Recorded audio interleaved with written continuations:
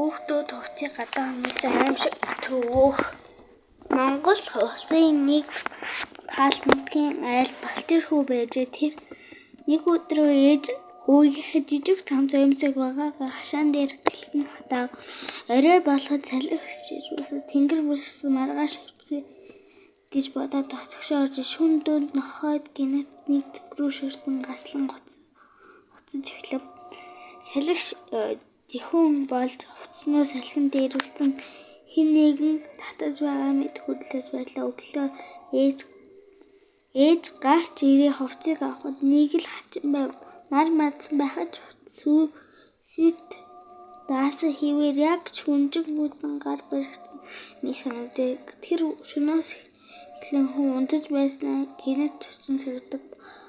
Хоосон булан руу шитэж инээсэлдэг хугацаа өмсөхөөр үйлдэх болжээ. Нэгэн орой эмээ ивэр чимээг хувцсыг барьж үзээд шөнийн шүүдэр хүүхдийн өнрийг дагдаг. Яана даашаа санаа хаалтай.